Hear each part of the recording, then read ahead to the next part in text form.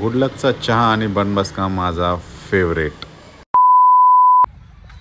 तर good morning मित्रांनो, आज सकाळ झाली आहे जॉगिंग करून, कारण बरेच दिवस झाले जॉगिंग नव्हती आणि काहीच एक्सरसाइजही नव्हती।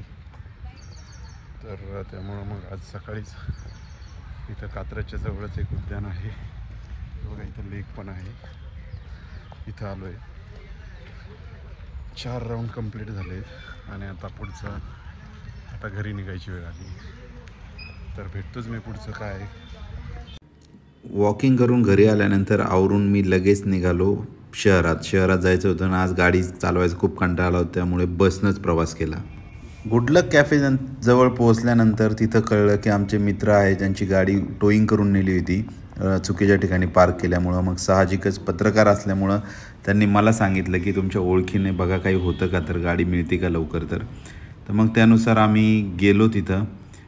तिथून जवळच एका पोलीस स्टेशनमध्ये गाडी लावण्यात आली होती आणि मग गाडी तिथून काही फाईन भरून, खूप जास्त फाईन होतं त्यांच्या, हेच आहे ते संतोष पवार सर ज्यांची गाडी नेली होती, आणि हे आहे विलास सुरसे सर। तर गाडी सोडून आणल्यानंतर आम्ही इथं गुडलक कॅफेमध्ये चहा आणि बनमस्का खाल्ला। इथला चहा मला खूप आवडतो, इराणी चहा, आणि बनमस्का तर एकदम भारीच असतो याचा। खायला आलो आहे, हे बघा गुडलकचं नजारा असा आहे। हे संतोष सर आहे आणि हे विलास सुरासे सर। गाडी मिळाल्यानंतर थोडा वेळ गप्पा मारून मी निघालो पुन्हा एका ठिकाणी, जो आणखी एक मित्र आहे माझा अक्षय, त्याला भेटायला। तर मित्रांनो, बऱ्याच दिवसांनी पुणे शहरात आलो आणि आज नारायणपेठेत आलो आहे बघा, नारायणपेठ इथं, आणि माझं आवडतं हॉटेल, इथला चहा खूप आवडतो मला, तोरणा म्हणून याला उलटं दिसत असेल तुम्हाला। आणि माझ्यासोबत आहे अक्षय, माझा मित्र पुण्यातला, आणि हे सर आहेत आपले मार्गदर्शक रवींद्र रणसिंग सर। तर मला कुठली अडचण आली किंवा काय प्रश्न असेल तर मी यांच्याकडे येत असतो।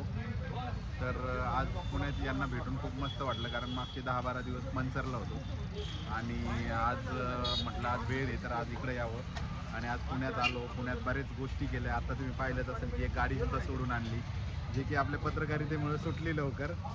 तर असं आहे, पुढचं मी सांगतोच काय काय होणार आहे, तर चला।